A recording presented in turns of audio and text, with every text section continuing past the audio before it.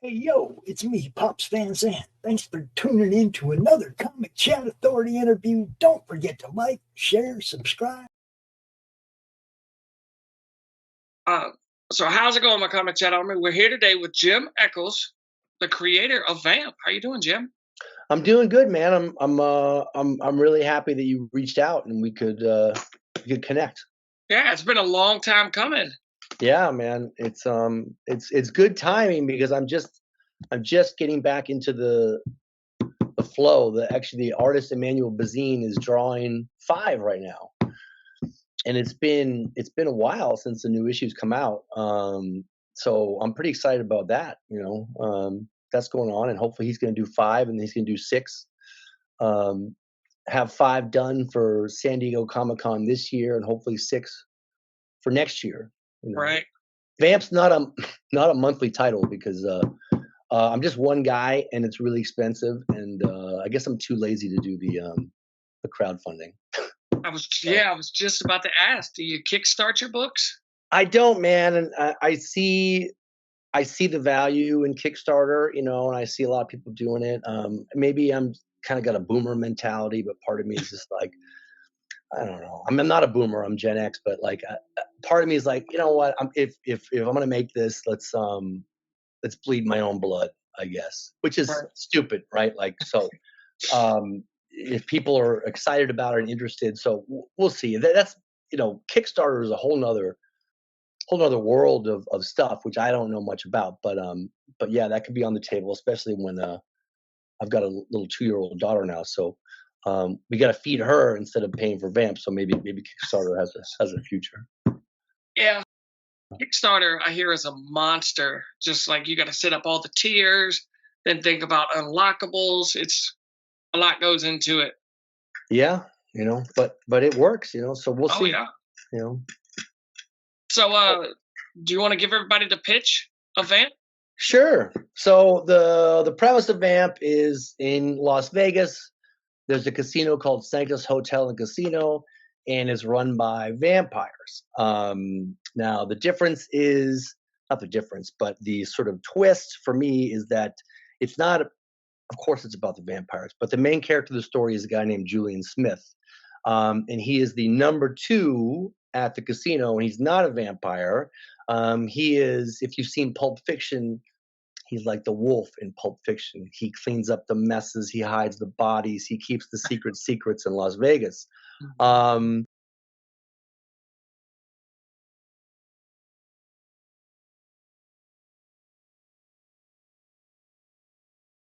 It's on YouTube if people want to watch it, but we definitely need to update that. I feel like I've gotten reviewing. Maybe I've gotten a little better at writing. We'll see when Vamp 5 comes out. Yeah, it's been a while since 4 to 5, right? It's been a while. So, I mean, I could. So the story of it is, if you want to know the sort of genesis of the whole thing, this idea came into my mind from wherever, around 2007, so long time ago.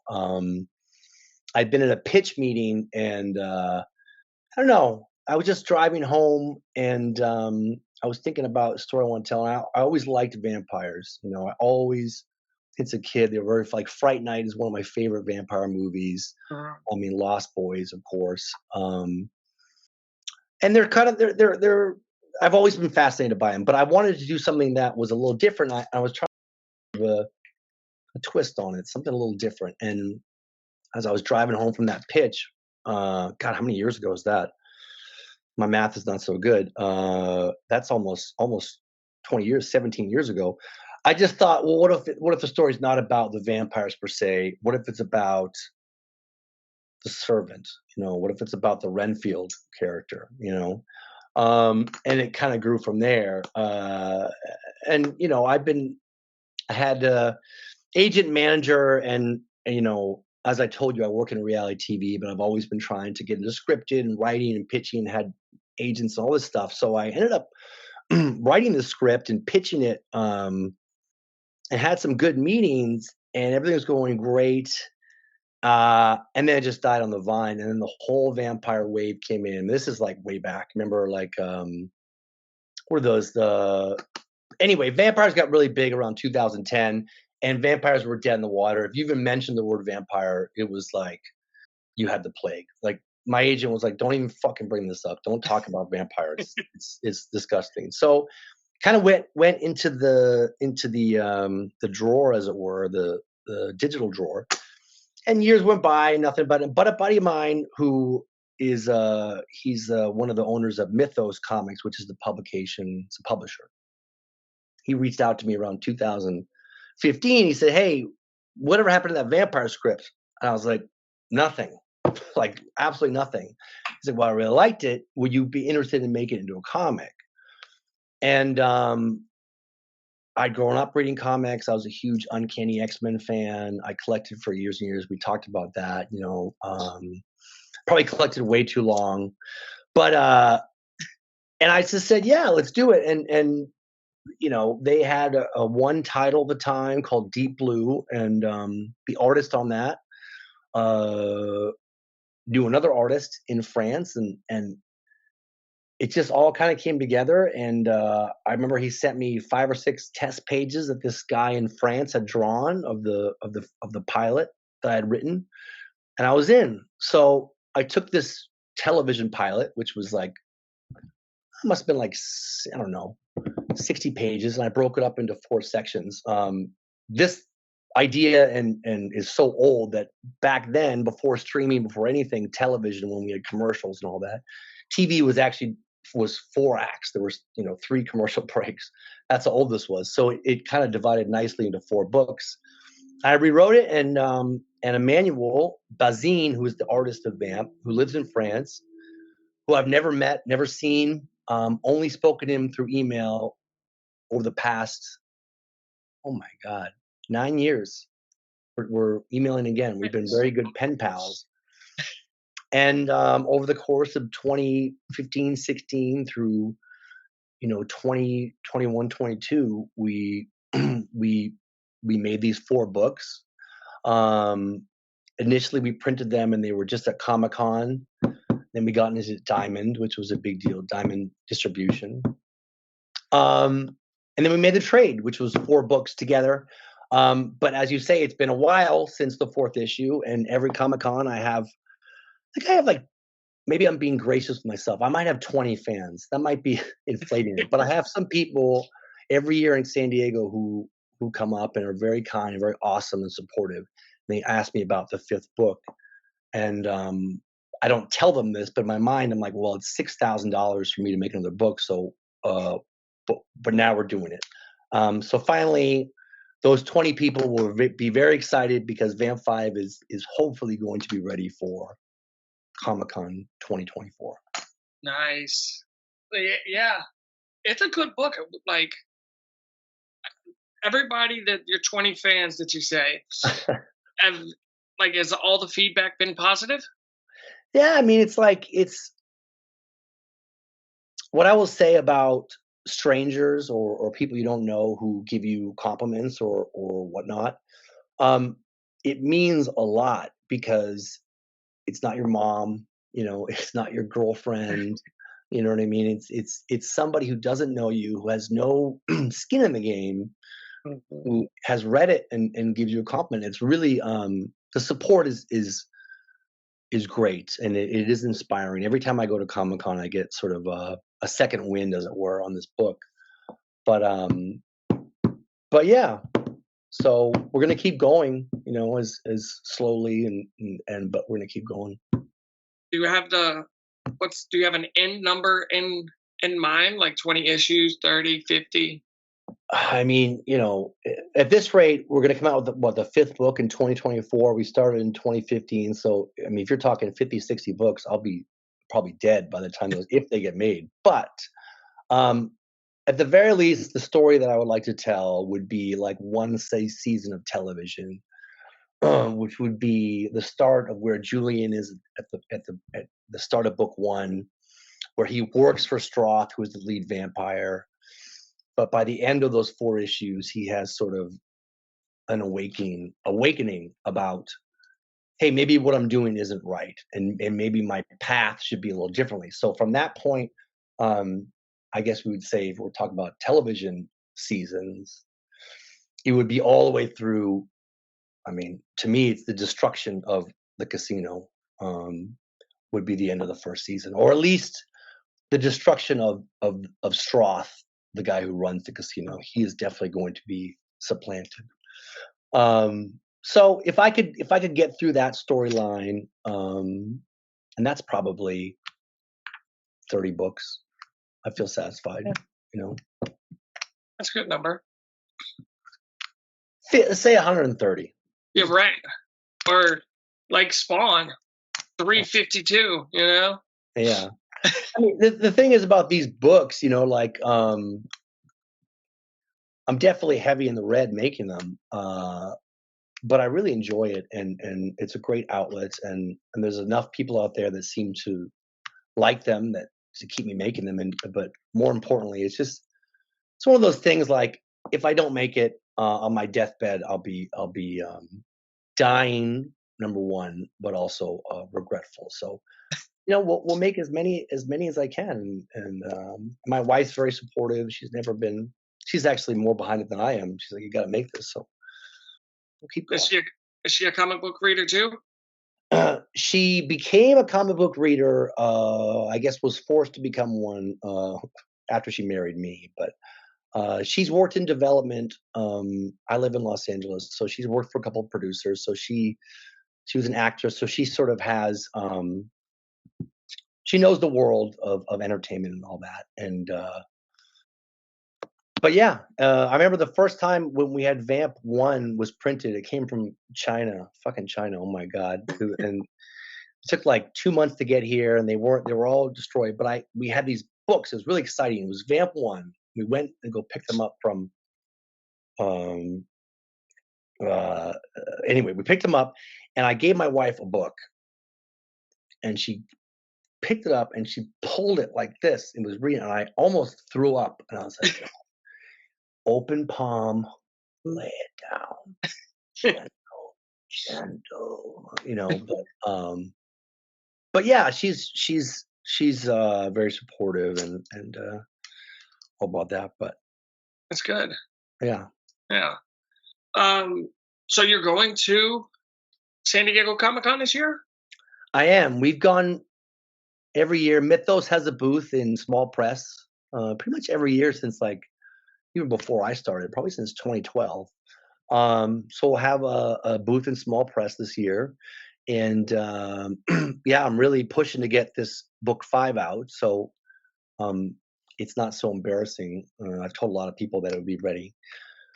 So yeah, but it's good. And Emmanuel, the artist, who's from France, as I've said many times, but Vamp was his first book he ever did. I mean, it was his first, professional project.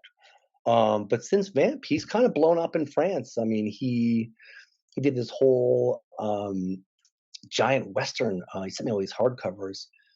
And there's a book called Coal Black Horse, which is a Civil War book, which he is working on afterwards. So it's been hard to get him to come back to Vamp because he's really flourished. So we're happy for him. That's cool. Do you think you're ever go back to Diamond and like reprint 1 through 4? Oh man, I mean, when 5 comes out, it'll go through Diamond. You know, I don't know. I mean,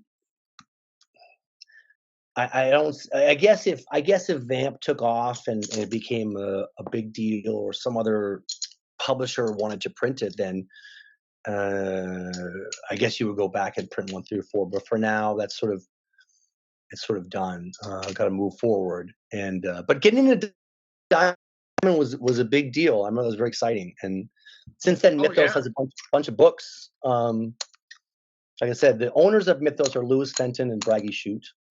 Braggie is a Hollywood screenwriter, and one of his books was called Samaritan. Was initially a screenplay that he turned into a comic book, And that got bought and made into a movie with Sylvester Stallone called Samaritan. The downside was that they said you can't make any more books of that. So the Samaritan comic is done. But I guess my point is that, yeah, Braggy is a working screenwriter, makes a living, and he's making other books, and he's been behind Vamp, and he's been very supportive. And yeah, we're just a small little publishing company, but we enjoy it.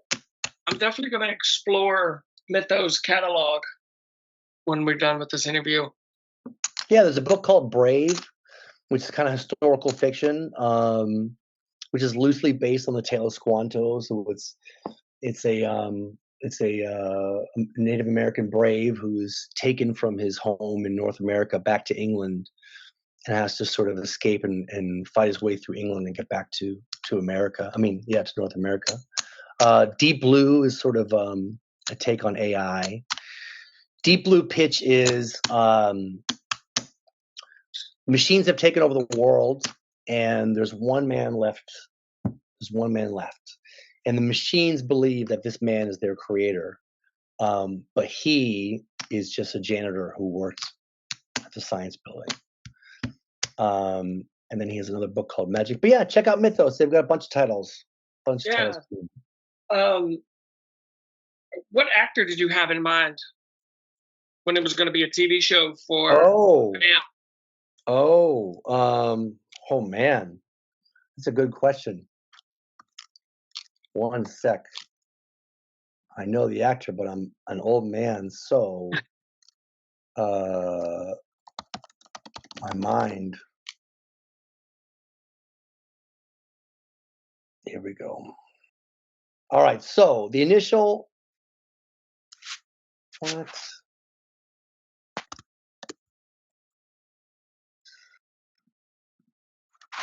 Okay, so the initial impulse was, what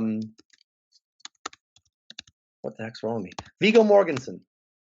He's too old now, but Viggo Mortensen was the initial impulse, sort of visual guideline for me for what Julian would look like.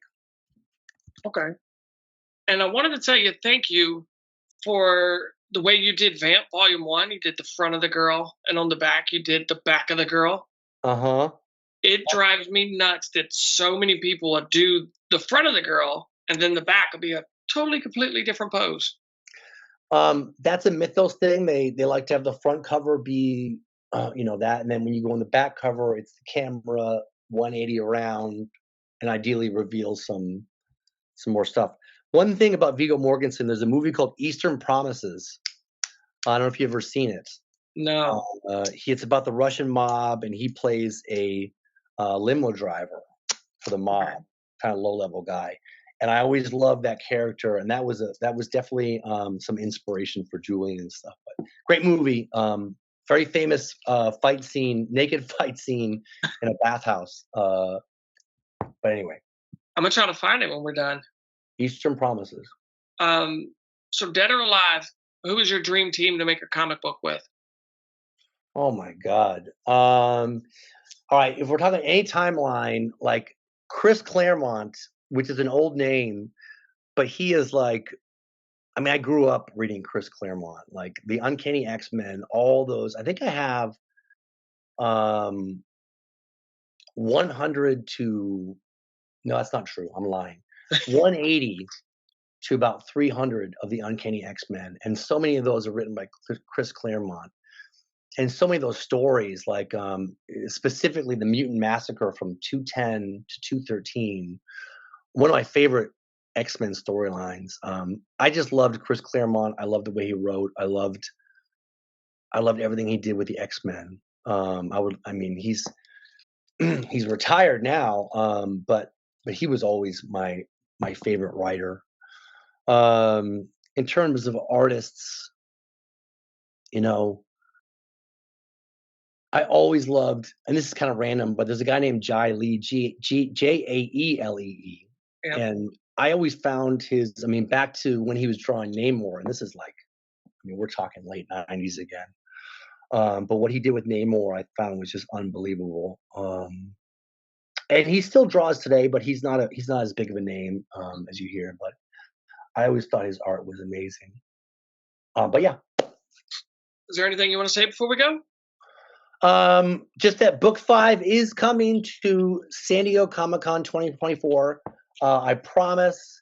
And Emmanuel is drawing it right now. And for my 20 fans who are, or maybe I'm playing, maybe my 10 fans who are looking forward to it, we're gonna have it for you. All right. Thank you for taking the time to come talk with me. All right, brother. What? You mean you haven't subscribed to Comicchatauthority? Oh, come on. Subscribe already. What are you waiting for? It's no big deal. Like, man, don't forget to tell him to hit that like button. Yeah, that too. Just subscribe.